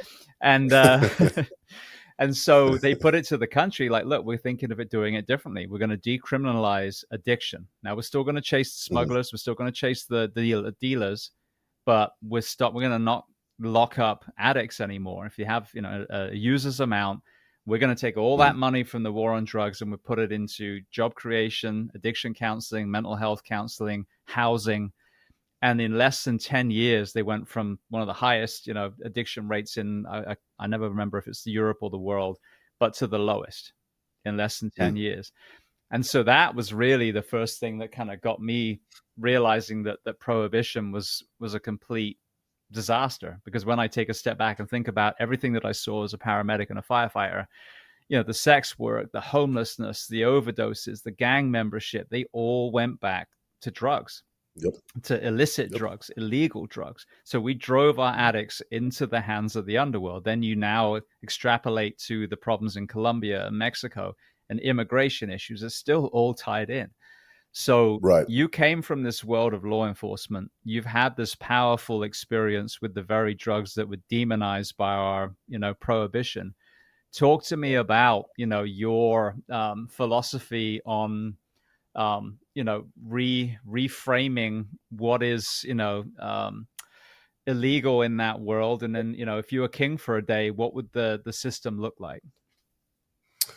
Honestly, I kind of have to piggyback off what you just said, kind of what they're doing in Portugal in reference to the things, because you hit the nail on the head again. I keep using that phrase, but we're locking up these people. They don't have any other solution but to come out and keep doing the same exact thing. And then we're just feeding the cycle. It's just a cycle we keep feeding, or we take them off one thing and put them on something even stronger, and then they're hooked to that, and then the cycles keeps going and going and going. So yeah, we have to create some sort of,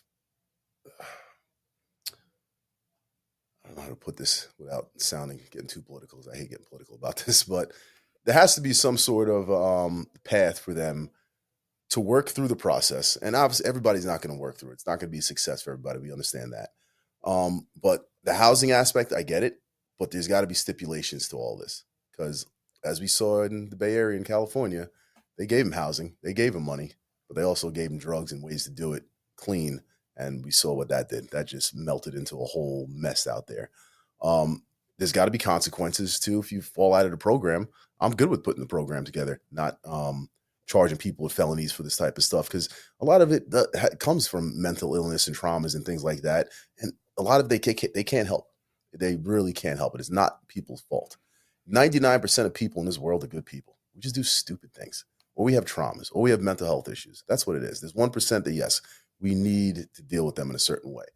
But I agree with you in reference to, especially with Ibogaine being what it is and what it can do, I think that'll be a pivotal moment in getting some of these addictions and traumas, the mental health scenarios into somewhat of a check with implementing these type of medications.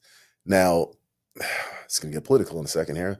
If Big Pharma it keeps getting involved, then yeah, it's going to be hard. It's going to be hard to do it because what do we find with a lot of these SSRIs? I mean, people are getting hooked on these, and it's impossible to get off of this stuff.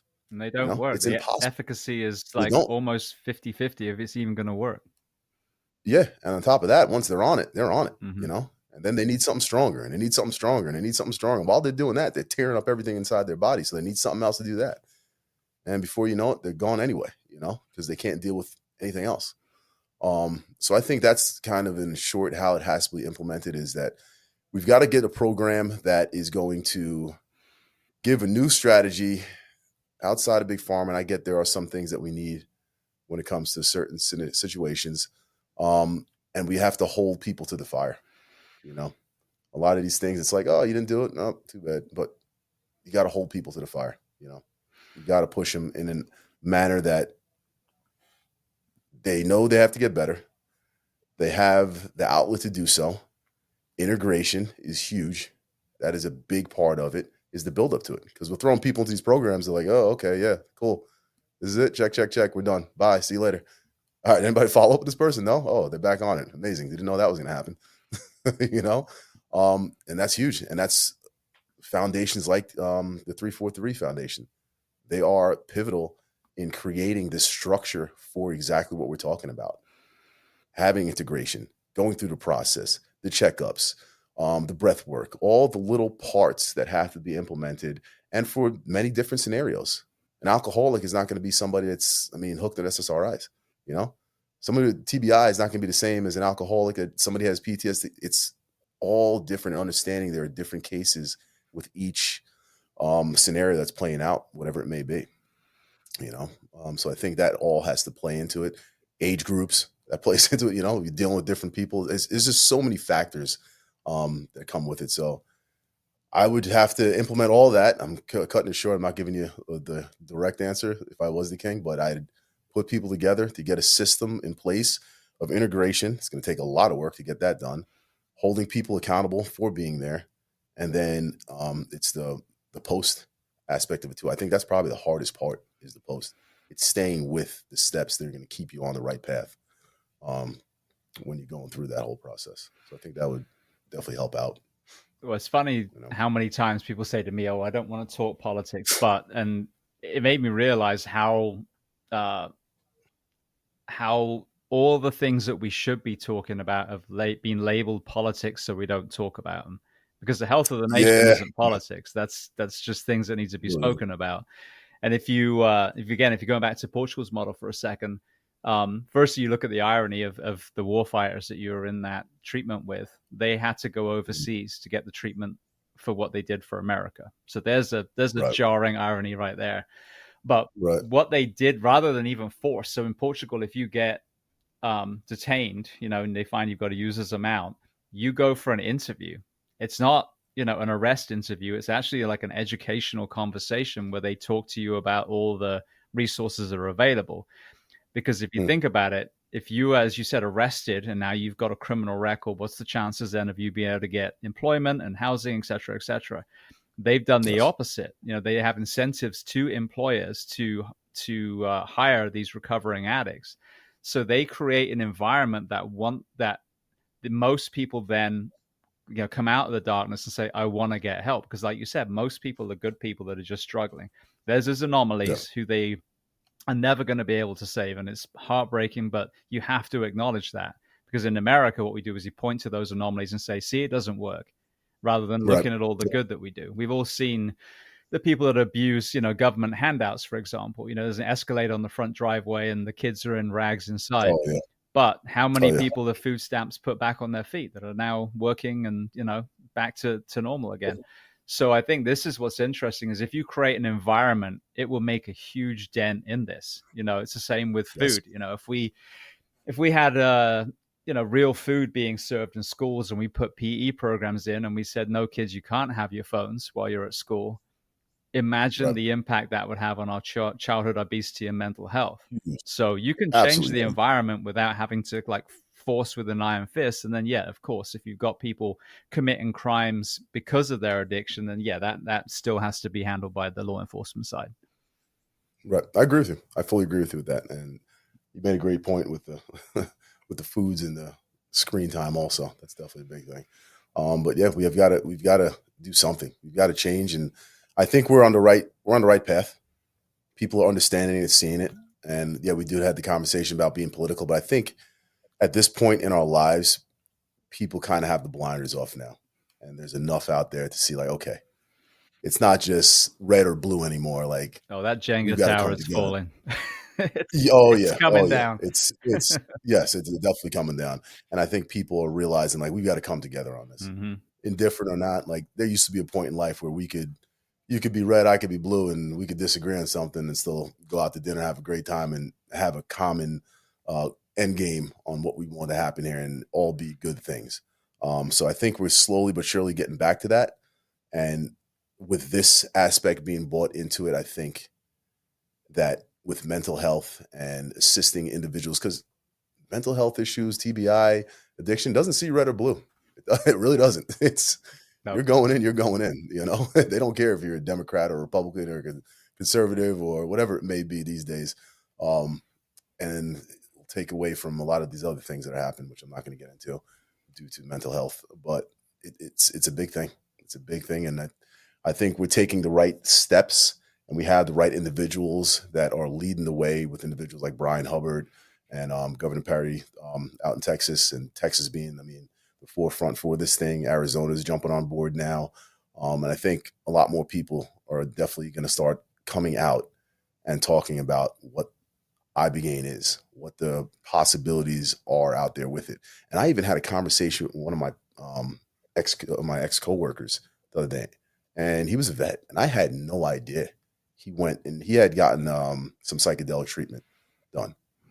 And when we talked about this and he told me this, I was like, when were you going to say something about this stuff? And that's the other thing. Like, people are out there, I'm like, I had no idea that you knew about this, and completely on board. It was like, whatever we need to do to get you out here to start having a conversation with some of the right people, I'm on board. Mm-hmm.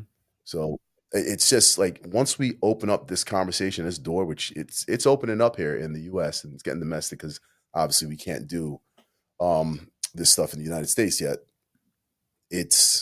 I think a lot more people are going to buy into it than some people think. Again, I had that thought process in my head, like, ibogaine, psychedelics, dude, not become this tree hugger, like kumbaya. Like, I was scared that was going to happen to me. I was scared that I was going to go from the individual I am, I was going to lose all my skill sets, and I was just going to become like, oh, peace, love, dude, like Woodstock, you know? And that's not the case, people, when it comes to it.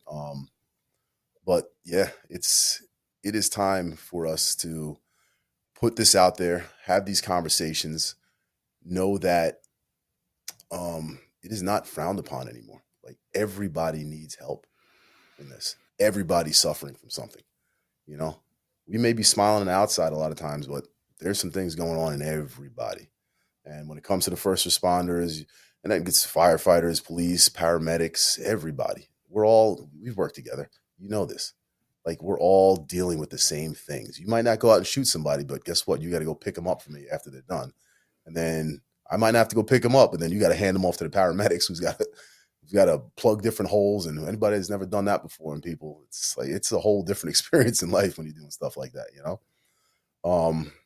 So I think we just all have to come together when it comes to this, and everybody could do their part in this. It's not just having to experience ibogaine.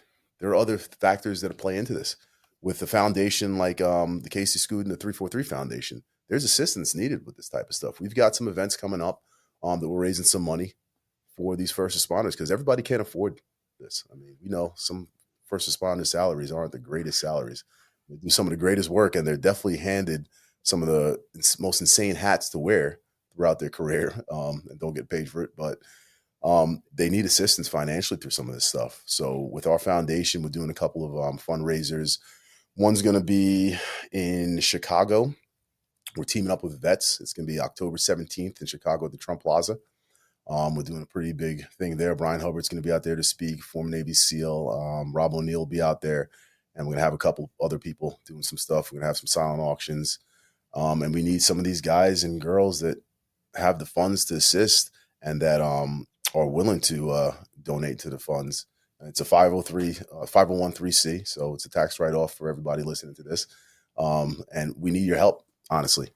That's a big part of this, is that we need the help with these foundations to assist these guys and girls that, every day, like we said, it's a selfless act majority of the time that we're doing, to go out there and make sure that everybody can walk across the street and not worry about their bag getting snatched out of their hand, or when they're in a burning building, know that you're coming in and somebody's going to come in and save them, So we are definitely in a position, for a teamwork position, that it's not just the guys and girls with the badges. There are people out there that are also assisting, and we're holding hands together on this one. So that is a big, intricate part to this whole thing as we come together more and more and put ibogaine knowledge on the table and just inform people more of what's going on. One more area before we go to some closing questions. My wife was talking about the shooting in New York the other day, the active shooter that they had. She said, he took his own life, shot himself in the chest. And I knew immediately, what that meant. And then I kind of look into it a little bit more. I knew it was the NFL headquarters. I'm like, okay, there has to be a CTE element to this. And sure enough, does it make it right for all those innocent people that he killed? Of course not.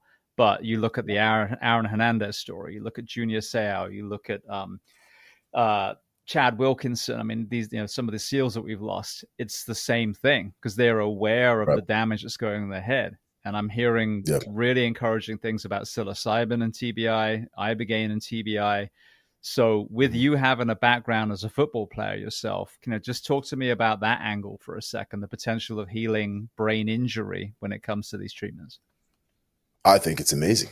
It's an absolute amazing aspect of it. And I hope the NFL and college teams, high school teams, and all pro sports are actually listening to this, because I've sat down with a couple people, and pro hockey players, football players, that have gone through this, and concussions nonstop, can't get rid of headaches, can't sleep. And have sat there and told me they were sitting there like, there's only one way to stop this pain. And, it's not even something that they have to get rid of. They just want the pain to stop, This is something that needs to be looked at. The studies have been done out there through Stanford studies. They've shown what it can do and help out with when it comes to these things. There are several NFL players that have done this and have given the thumbs up on it.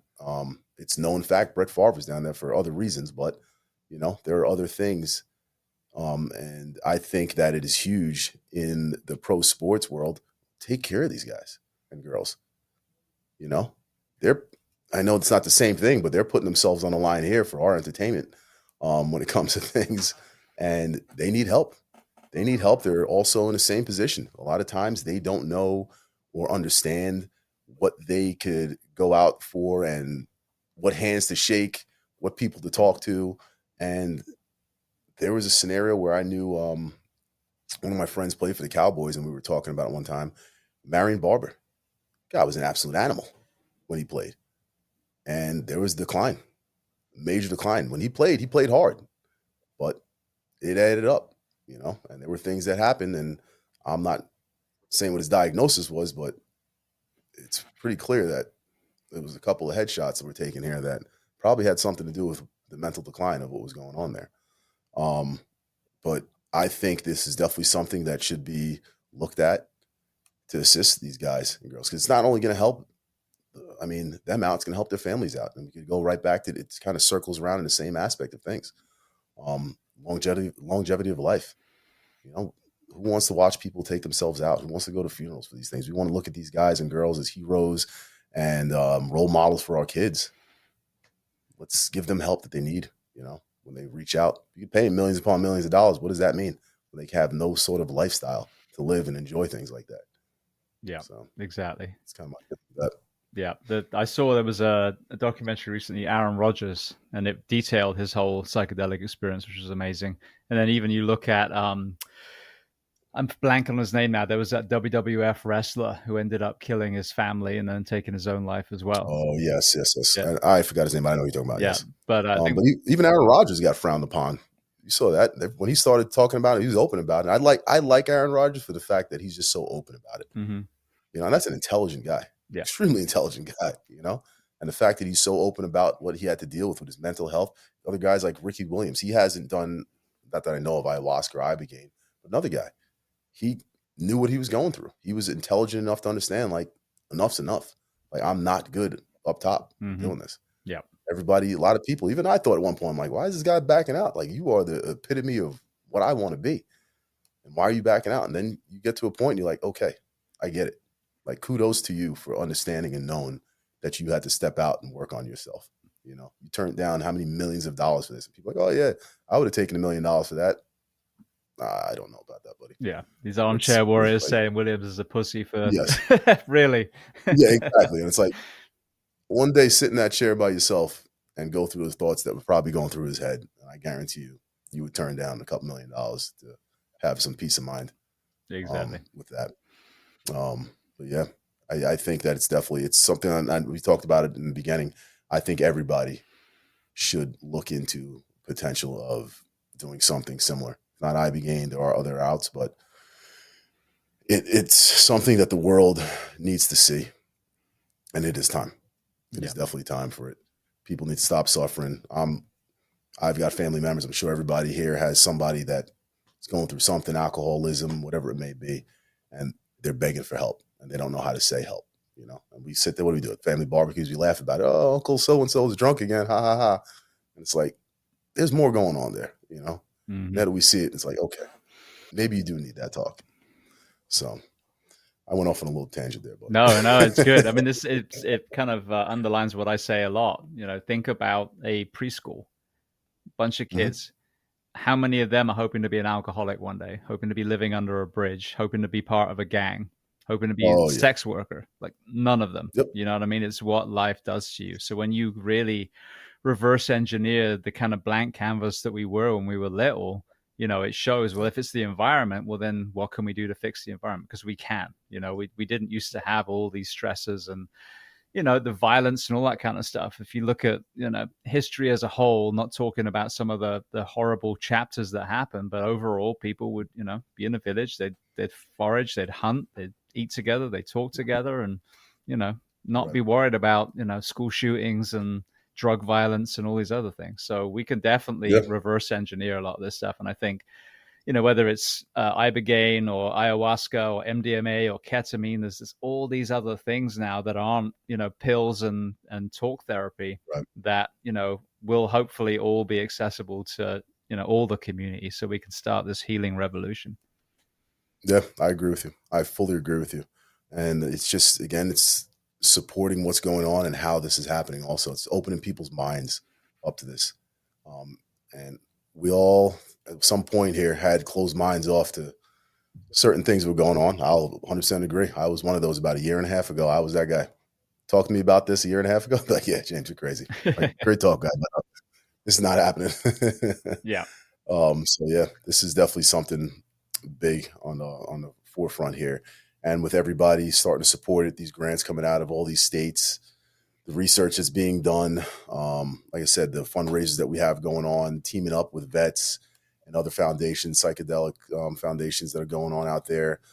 Brian Hubbard, Perry. I mean, there's just so many people on the forefront here. And I'm just a little dot on this whole thing that was fortunate enough to meet Angela and the team over at 343 and go to MBO and meet some other guys and girls that I think it's my purpose. And like I was saying before, I was looking for the purpose, and what that was, I think I found what that purpose is and what I was put in for. Like, we all go through a journey and we wonder why we went through that journey. What was the purpose of this? Why did I have to deal with that? So on and so forth. And honestly, without that, I'm not sitting here. I can tell you that much. And I wasn't a person that ever had any sort of addictions either. So I only went through ibogaine once. Some people do it multiple times. You know, I'm not that person that did it, but I could speak to individuals on that side of things. You know, it's not just for one type of person. So I would say talk to people out there, spread the word. If you have questions about this process, what ibogaine is, ask. You could Google it, look it up, look up the history of it. There's so many resources for people that want to know more about it and that potentially want to go down and take the journey and see what it could do for them. And I will say it has been all positive. I haven't heard one negative thing about it.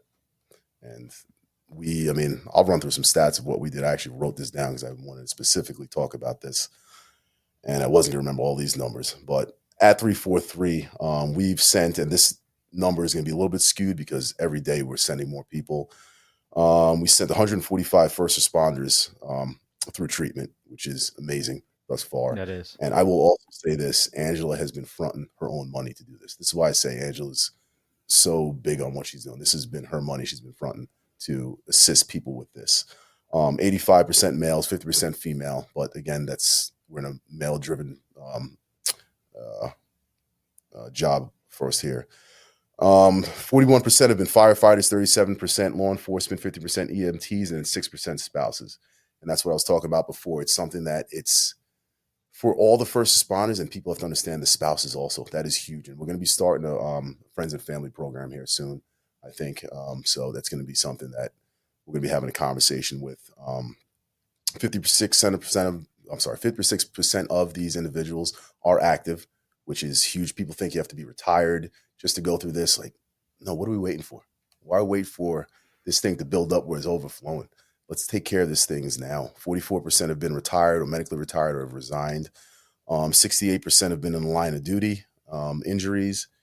And then, like I was explaining before, different aspects of it.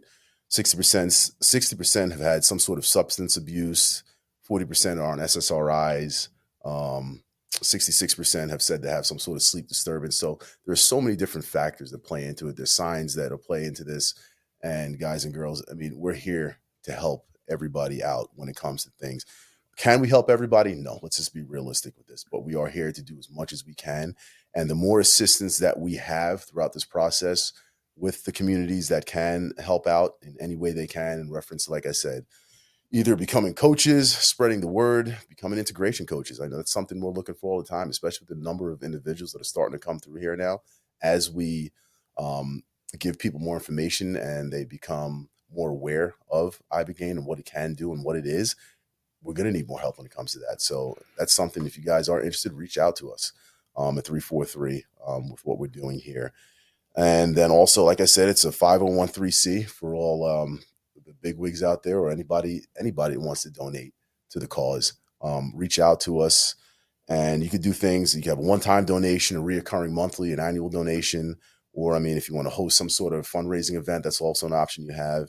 And if you are interested in doing that, you could go to 343fund.org, and there's a little button, click on it, and you could do it that way. Or reach out to me or myself or Angela or anybody else in the 343 Fund to help out and get that done. So we're definitely looking forward to doing a whole lot more. We've got a lot of good things planned here, and I'm excited about it, man. I'm excited. I feel like I finally found my purpose in this thing without making it about me again, but it's an exciting thing. It's definitely an exciting thing. Well, I think this is what I found with this. I just, found myself accidentally leaving the fire service, and really it was at a crossroads, and it was a force multiplier thing. If we're using the Green Beret term, you were on the streets for X amount of years. I was on the streets for X amount of years. And there's another, great police officer, firefighter in our spot doing the same thing now. So for us, with that journey that we've had, with that experience, that gives you the buy-in, that gives you the lived experience. It's like, well, now how can we help the people that are out there helping everyone? Yes. So I think it's a beautiful transition. Oh, it is. It definitely is. And you said something there too was great, is that with the fact that we have the experience, we could talk the talk.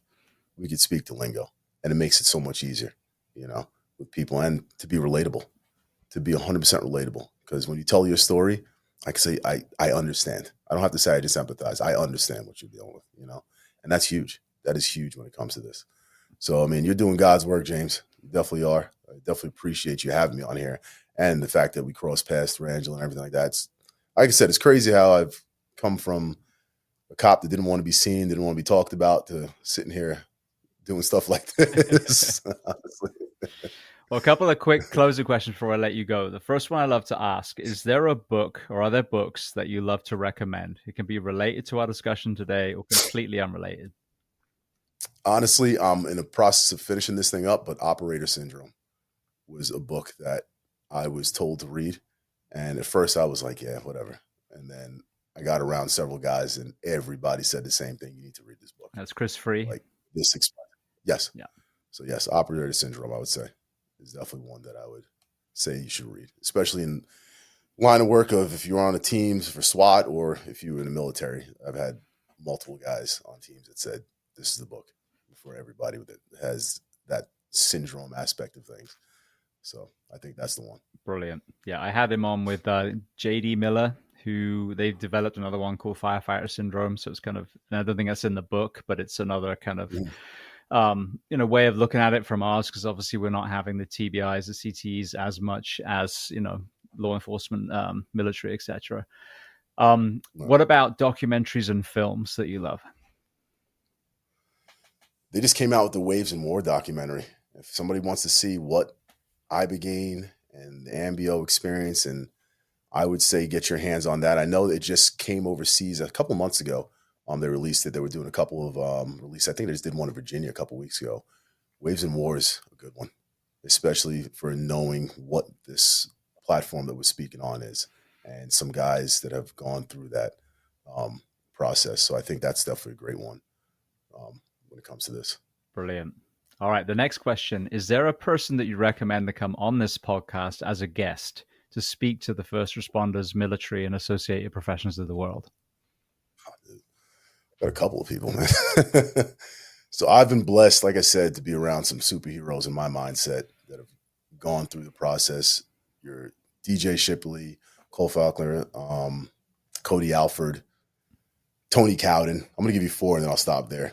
Those guys, I've had the privilege of sitting down and talking to in depth about some things. And those are several individuals who've gone through Ambio and the Ibogaine treatment and have some real-time experience with traumas and how to get around things and seeing the pros and cons and everything that they've done. And those are some good guys to talk to. One woman that I would say talk to in the law enforcement world, she hasn't done Ibogaine, but there's a woman by the name of Ann Carvallis. She was a police officer in Texas. I forgot the police department in Texas. I'll link you up with her. But she is a badass. When you see her story, I'll send you some stuff on her. And I'm going to be talking to her about some stuff and potentially going out there to do this. This woman, she's gone through some stuff. And she's an ex-Marine also, so she was a cop and a Marine. So I'd give you that. I see the puppies over there talking. Yeah, just yapping in the background. Brilliant. All good, man. All good. All right. Well, then the last question before we make sure everyone knows where to find you. What do you do to decompress these days? Man, decompress. Gym. I'm a gym rat. I love the gym. I'm actually, funny you brought this up, I'm starting jiu-jitsu again today. I'm going to be hurting, dude. You will be. Suck. Oh, man, it's going to suck. I haven't done it so long. So I stay physical. And then my kids do it for me. Like a lot of people say, oh, their kids are a stressor to them, but my kids do it for me. When I have my kids, it's such a big decompression for me. Because now with this mindset and the way that I kind of changed the views I have with certain things, I just have more fun with them, So I use my kids to do a lot of kids things too. So I can say I'm taking them to the zoo because they're going to the zoo, but I really want to go to the zoo. So yeah, I spend time with my family. That's kind of my decompression, honestly. If I'm not at the gym or just kind of hanging around with my dogs, that's it. I'm easy when it comes to life, man. Very easy. Very cool. You literally listed like all of my decompressors there too, the dog included. There you go. All right. Well, then let's just underline one more time. Where can people find the 343 Fund? And if they want to follow you, reach out to you, where are the best places for you specifically? All right. So for me, now that they've actually given me the position of executive director over here at 343 Fund, don't know what they were thinking when I did that. But you could find us over at 343.org. For donations, head over to 343.org. As soon as the webpage pops up, you'll see a donation button. We'll appreciate anything and everything that you guys can send our way. Me personally, if you want to talk to me, I'm on Instagram. You can reach out. It's _TACDaddy. So _TACDADDY. That is me. But for 343, it's 343.org. Get out there. Help out a first responder, a family member, anything you guys could give. We are more than happy to receive. And we'll have some more information on those events that we have coming up in October also, and anything future-wise that we have coming up. And any questions you have, reach out to me at any point in time. And if someone's looking to actually be a recipient of the program, it's the same site?